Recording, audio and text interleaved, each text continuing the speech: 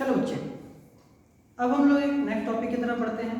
Next topic का नाम है self induction. Self induction, self मतलब खुद, इंडक्शन का मतलब प्रभावित होना, मतलब कोई चीज़ खुद से प्रभावित हो जाए, मतलब मैं अपने आप से प्रभावित हूँ, मेरी सोचने का इफेक्ट मेरे ऊपर पड़ रहा है तो मैं सेल्फ इंड्यूस्ड हूँ, तुम्हारे सोचने का इफेक्ट तुम पर पड़ रहा है तुम सेल्फ इंड्यूस्ड हो, तो वही सेल्फ इंडक्शन। सेल्फ इंडक्शन देखो, इधर छोड़ो, मैंने क्या क्या लिख रखा है, भूल जाओ सब कुछ। सेल्फ इंडक्शन क्या होता है देखो, अगर किसी कॉइल में चलने वाली करंट की वजह से, अटेंटिव होकर सुन लोगे, मजा आ जाएगा बिल्कुल। अगर किसी कॉइल में चलने वाली करंट की वजह से उसी कॉइल में अपने आप एक ऐसी करंट चलने लगे जो मेन करंट का अपोज कर दे, तो इस तरीके की प्रॉपर्टी सेल्फ इंडक्शन कहलाती है। मतलब एक कॉइल की करंट की वजह से उसी कॉइल में अपोज हो जाए अपने आप, उस तरीके की प्रोसेस को क्या कहते हैं? सेल्फ इंडक्शन कहते हैं। समझना ध्यान से, बारीकी से समझना, स्टार्ट। और दिमाग में ये बात रख के मत समझना कि समझ में नहीं आता, तो मैं मछली जैसे छटपटा के भी मर जाऊंगा ना, तो हो सकता है कि समझ में ना आए, लेकिन दिमाग बहुत तेज है तुम लोगों का, जितना तेज दिमाग है उसका 5% यूज कर लोगे, समझ में आ जाएगा आसानी से। देखते हैं, एक बार कोशिश करके देखो, इतनी अच्छी सी चीज़ बताऊंगा तुमको, 1 सेकंड के अंदर ना समझ में आ गया तो कहना। स्टार्ट। ये बैटरी क्या है? बैटरी। ये स्विच की स्विच, ये स्विच अभी ऑफ है, स्विच अभी ऑफ है। ये बैटरी, ये स्विच ऑफ है। अभी सर्किट में कोई करंट नहीं चल रही है, अभी सर्किट में कोई करंट नहीं चल रही है, कुछ भी नहीं होगा, कुछ भी नहीं होगा, सब बंद है, ठप पड़ा है, लॉकडाउन है यहाँ भी। हो गया, मैंने क्या किया? स्विच ऑन कर दिया। मैंने क्या किया? स्विच ऑन कर दिया। क्या किया? स्विच ऑन कर दिया।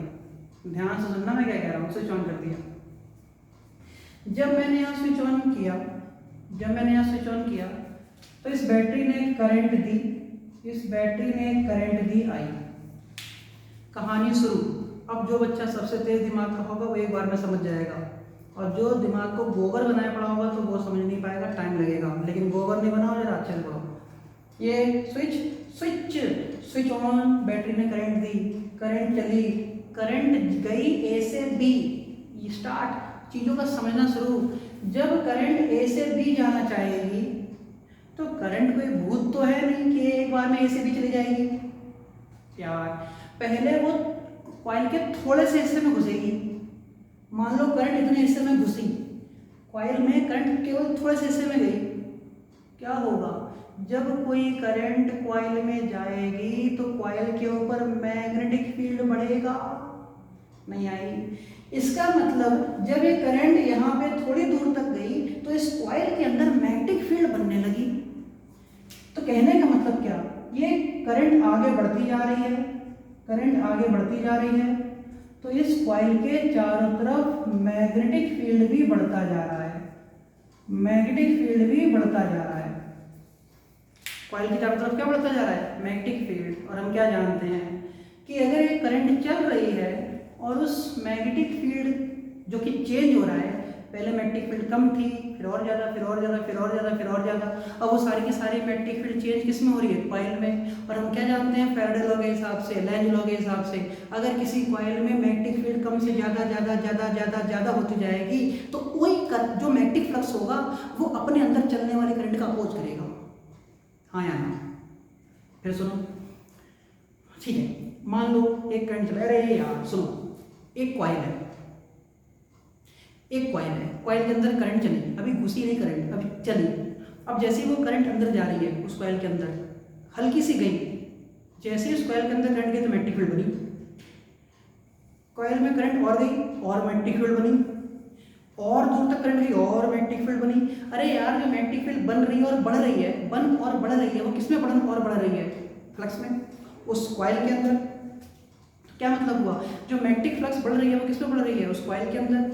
अगर वो मैग्नेटिक फ्लक्स उस कॉइल के अंदर बढ़ रही है, अगर वो मैग्नेटिक फ्लक्स उस कॉइल के अंदर बढ़ रही है तो चेंज हो रहा है फ्लक्स में, पहले इतना एरिया, फिर इतना एरिया, फिर इतना एरिया, फिर इतना एरिया।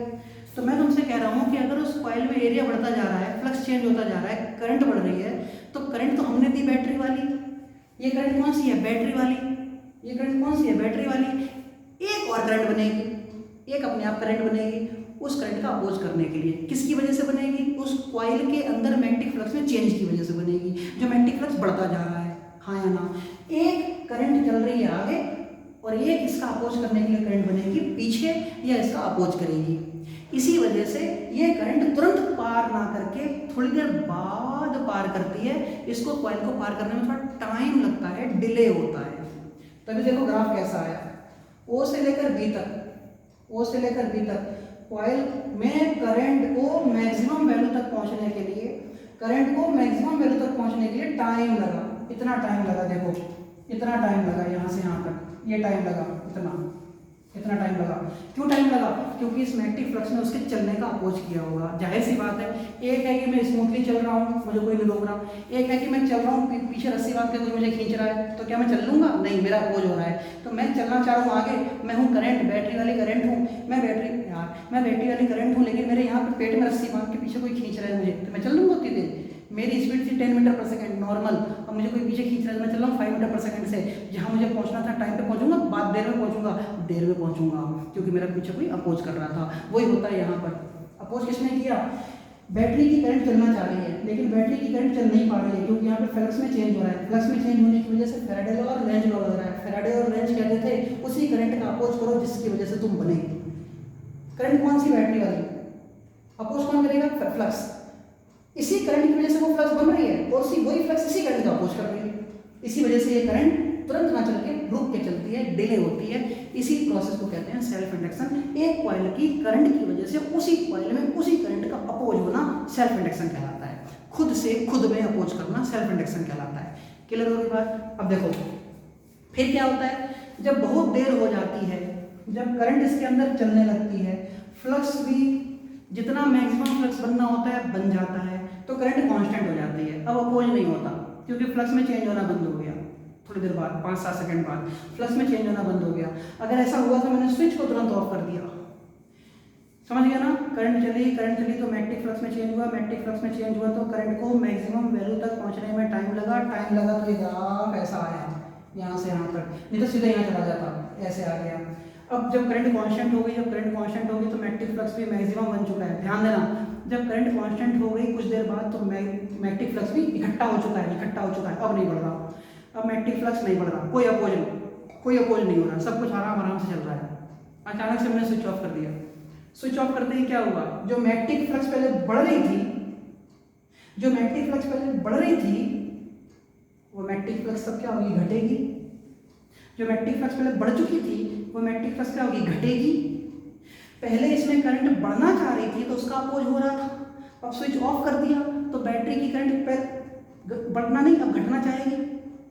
पहले जब स्विच ऑन किया तो बैटरी की करंट बढ़ना चाह रही थी तो अपोज हुआ। अब स्विच ऑफ कर दिया, तो बैटरी की करंट घटना चाहेगी, अब घटना चाहेगी तो भी अपोज होगा, क्योंकि पहले मैग्नेटिक फ्लक्स बढ़ रहा था तो अपोज कर रहा था, और अब मैग्नेटिक फ्लक्स घट रहा है तो घटने वाली करंट का अपोज करेगा। तो करंट इसका मतलब घटना चाहेगी, लेकिन करंट को घटने नहीं दिया जाएगा, थोड़ा देर में घटने दिया जाएगा। देखो करंट जीरो तो हुई, लेकिन थोड़ा देर में, इतना टाइम फिर से लग गया, यहाँ से लेकर ग्राफ। अब करंट फिर से कितनी हो गई, जीरो हो गई। यहाँ पर करंट कितनी हो गई, मैक्सिमम हो गई। इसका मतलब करंट को जीरो से मैक्सिमम होने में भी कुछ टाइम लगता है, और मैक्सिमम से जीरो होने में भी कुछ टाइम लगता है। वो टाइम क्यों लगता है, क्योंकि जो मैग्नेटिक फ्लक्स है उस करंट को बढ़ने और घटने से रोक रही है। हम स्विच ऑन करें तो मैग्नेटिक फ्लक्स बढ़कर उस करंट को रोकती है, स्विच ऑफ करें तो मैग्नेटिक फ्लक्स घटकर उस करंट को रोकती है, लेकिन रोकती जरूर है। इसी को कहते हैं हम सेल्फ इंडक्शन। इसका मतलब क्या हुआ, एक कॉइल के अंदर उसी कॉइल के करंट की वजह से अपोज होना, उसी में मैग्नेटिक फ्लक्स की वजह से अपोज होने को सेल्फ इंडक्शन कहते हैं। ये बात समझ में आ गई। तो सेल्फ इंडक्शन देखो क्या है, is the phenomena of producing of opposing induced EMF. क्या है ये, अपोजिंग इंड्यूस्ड ईएमएफ है। अपोज उल्टा अपोज विरोध, opposing induced EMF in a coil as a result of varying current in the coil itself. एक कॉइल में current की variation की वजह से खुद में ही इंड्यूस हो जाना, अपोज हो जाना सेल्फ इंडक्शन कहलाता है। बात समझ में आ गई, प्रोसेस समझ में आ गई। मैं फिर बोल देता हूँ, हाथ जोड़ के सिखा रहा हूँ, ध्यान से सुनना। अभी जितना सीखा जरा सोचो, क्या बोला, निचोड़ देखो, कंक्लूजन। कॉइल है, करंट है, करंट कॉइल में से गई, जब करंट इस कॉइल में घुसना चाह रही है तो मैग्नेटिक फ्लक्स बढ़ रही है, कॉइल आगे बढ़ना चाह रही है, मैग्नेटिक फ्लक्स बढ़ रही है। जो मैग्नेटिक फ्लक्स बढ़ रही है वो कॉइल के बढ़ने का अपोज कर रही है, तो कॉइल को में करंट को बढ़ने में टाइम लग रहा है। अब कुछ देर बाद क्या हुआ, करंट कांस्टेंट हो गई क्योंकि बहुत टाइम हो गया, फ्लक्स जितना बढ़ना था बढ़ चुका है, करंट आराम से निकल रही है, कोई अपोज नहीं कर रहा। स्विच ऑफ कर दिया, करंट घटना चाह रही है लेकिन मैग्नेटिक फ्लक्स भी घटने लगा, फ्लक्स में चेंज हुआ तो घटने का अपोज हुआ। जब कॉइल में करंट बढ़ रही थी तो बढ़ने का अपोज, जब कॉइल में करंट घटना चाह रही है स्विच ऑफ होने पर तो घटने का अपोज। कॉइल भी वही है, करंट भी वही है, लेकिन उसका अपोज हो रहा है। एक ही कॉइल में उसी करंट की वजह से उसी में अपोज होना सेल्फ इंडक्शन कहलाता है मेरे बच्चों। क्लियर होगी बात ये? इसको आप नोट करो, इसके हम कुछ फॉर्मूले देखने वाले हैं।